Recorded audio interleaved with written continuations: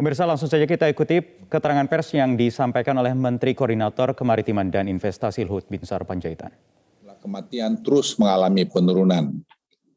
Kami juga melihat tren penurunan terjadi pada positivity rate, perawatan pasien, kasus konfirmasi, dan angka kematian pada hampir seluruh provinsi di Jawa dan Bali.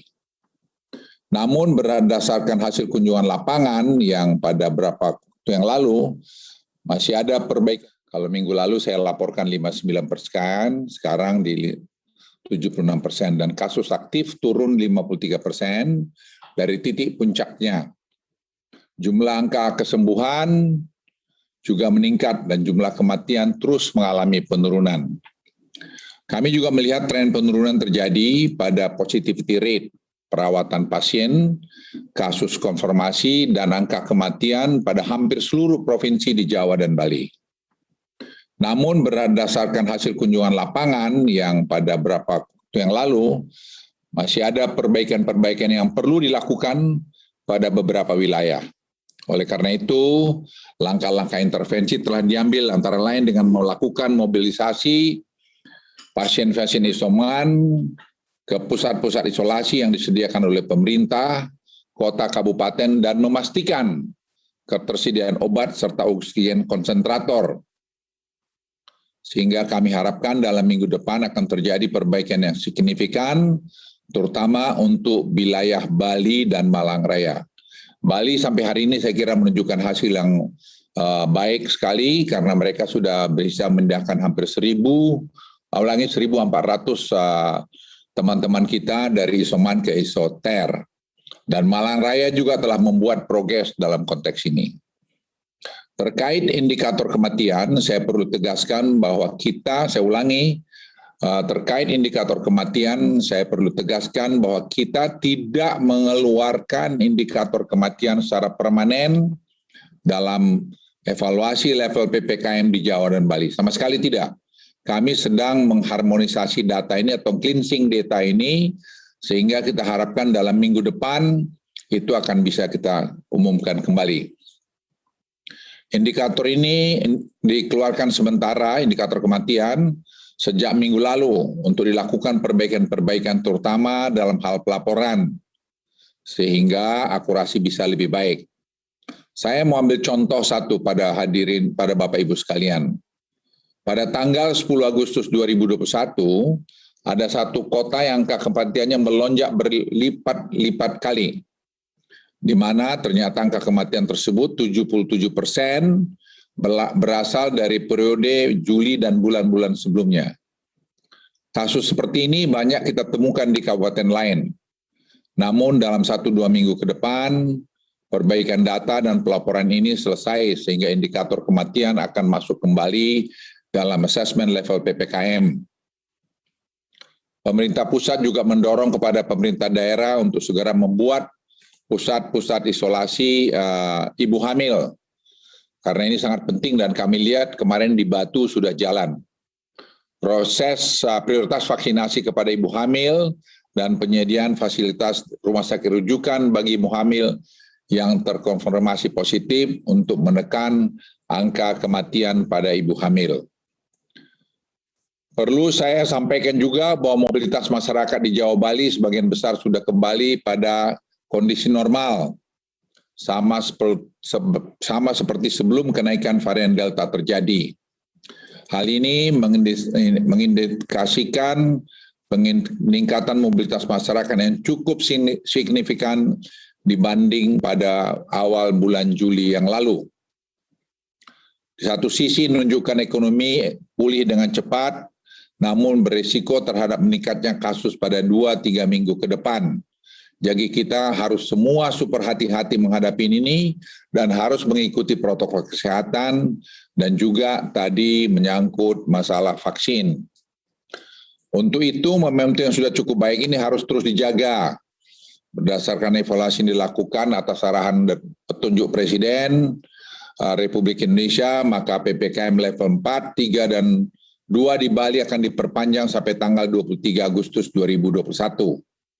Dalam penerapan perpanjangan PPKM seminggu ke depan, terdapat tambahan kabupaten kota yang masuk ke level 3. sebanyak 8 kabupaten kota, sehingga total kabupaten dan kota yang masuk dalam level 3 dan 2 mencapai 61 kabupaten kota. Terkait keputusan ini akan dituangkan dalam instruksi Mendagri secara detail. Selanjutnya, saya perlu juga jelaskan bahwa percobaan pembukaan yang dilakukan di pusat perbelanjaan seperti mal menunjukkan implementasi yang cukup baik.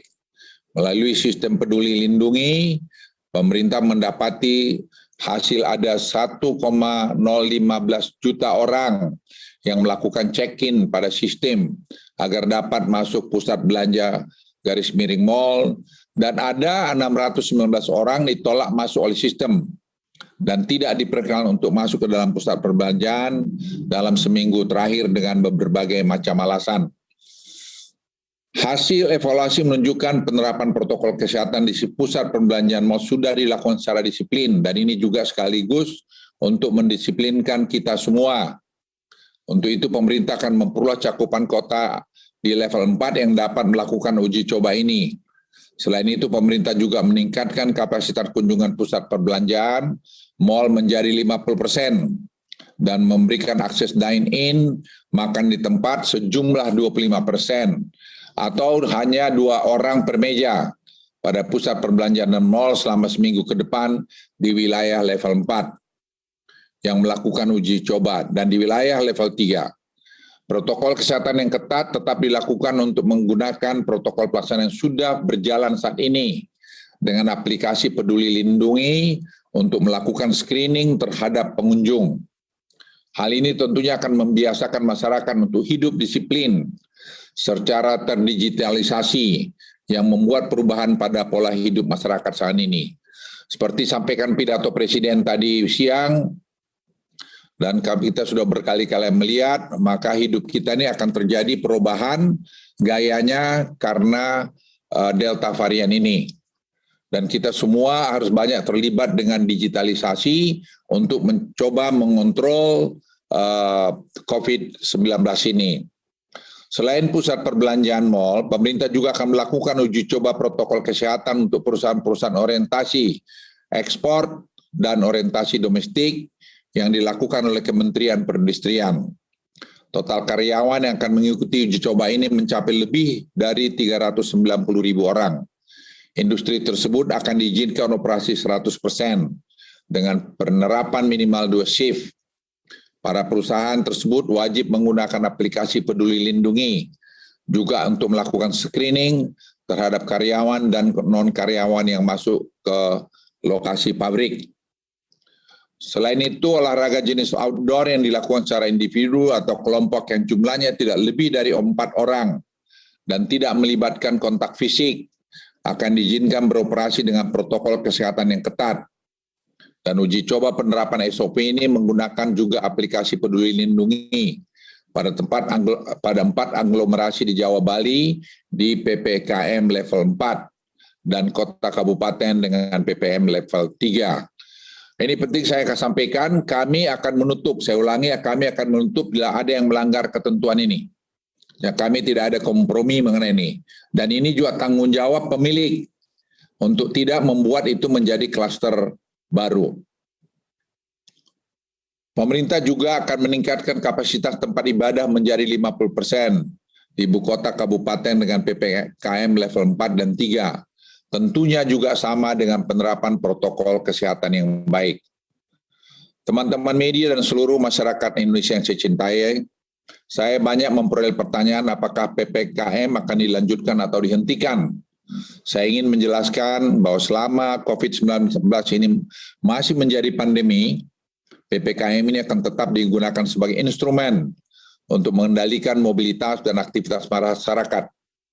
Jika situasi COVID-19 makin membaik, tentunya level PPKM akan diturunkan ke level yang lebih rendah, di mana level 2 dan 3 dan 1 nantinya akan mendekati situasi kehidupan normal.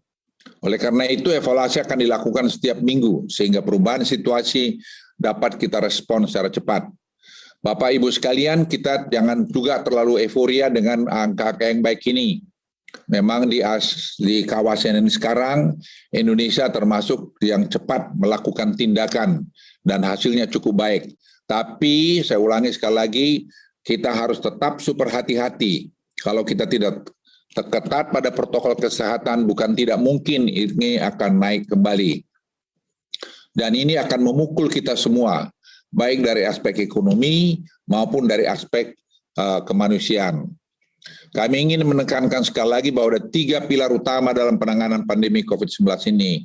Pertama adalah peningkatan coverage vaksinasi secara cepat. Kedua, penerapan 3T yang tinggi, testing, tracing, dan treatment. Dan terakhir adalah kepatuhan 3M, terutama soal penggunaan masker yang baik. Untuk tracing di Jawa, Bali berdasarkan laporan dari TNI dan Polri, rasio kontak erat sudah mencapai 5-6 orang untuk setiap pasien positif. Tentu ini harus ditingkatkan lagi, kita berharap akan bisa double digit. Dalam penanganan pandemi ini, pemerintah selalu mengedepankan keseimbangan antara aspek kesehatan dan ekonomi. Pembukaan kembali mobilitas dan aktivitas masyarakat harus dilakukan secara gradual dan dievaluasi seiring dengan peningkatan cakupan vaksinasi, kepatuhan terhadap protokol kesehatan dan kecepatan testing, tracing, dan treatment, sehingga tidak menimbulkan penyebaran COVID-19 secara signifikan lagi. Apa yang kita capai dalam penanganan COVID ini merupakan hal yang baik dalam menyambut Hari Kemerdekaan Indonesia yang ke-76 esok hari. Tentunya hal ini dapat tercapai berkat arahan petunjuk Presiden Republik Indonesia sebagai penanggung jawab tertinggi dan komandan tertinggi dalam penanganan COVID-19 ini. Sekali lagi, dalam struktur organisasi itu disusun sedemikian rupa untuk memudahkan pengendalian, sehingga Menteri Perekonomian bertanggung jawab untuk daerah luar Jawa Bali, dan saya bertanggung jawab untuk Jawa Bali, karena ini menyangkut rentang kendali. Karena juga mengkoordinasikan begitu banyak lembaga institusi yang terlibat, dan juga perlu disadari bahwa tidak semudah yang disampaikan orang bahwa itu sangat mudah dilakukan. Tentunya hal ini dapat tercapai sekali lagi karena kerjasama kita semua, kerjasama mulai dari para menteri, pimpinan lembaga, TNI, Polri, gubernur, kepala daerah, bupati hingga wali kota, dan para ahli epidemiolog, akademisi, mahasiswa, hingga relawan, dokter, semua yang saya mungkin tidak bisa sebut satu persatu, yang kerja keras bersama-sama ini. Tidak hanya sekedar mengkritik, tapi mereka juga bekerja di lapangan, memberikan masukan-masukan, dan kita bersama mencari solusinya. Karena sepanjang mungkin sejarah dalam 100 tahun terakhir ini, belum ada kasus seperti ini parahnya. Inilah kasus yang penanganannya tidak boleh satu orang pun merasa bahwa dia paling tahu dan paling ngerti. Sekali lagi, pemerintah belum sepenuhnya puas dengan capaian di atas. Untuk itu, pemerintah akan terus bekerja menuntaskan dan keluar dari badai pandemi ini. Dan pemerintah juga terus berharap agar keterlibatan peran serta juga kesadaran masyarakat hari ini berperan penuh dalam terus menjaga protokol kesehatan, utamanya dalam penggunaan masker. Sekali lagi, penggunaan masker itu sangat penting agar kita semua dapat jalan di tengah-tengah badai pandemi ini. Di akhir kata, saya ingin mengucapkan sekali lagi selamat hari ulang tahun kemerdekaan yang ke-76 tahun. Semoga kita semua selalu diberikan kesehatan dan kekuatan untuk berjuang terus keluar dari pandemi COVID-19 ini. Indonesia tangguh, Indonesia tumbuh. Terima kasih. Wassalamualaikum warahmatullahi wabarakatuh.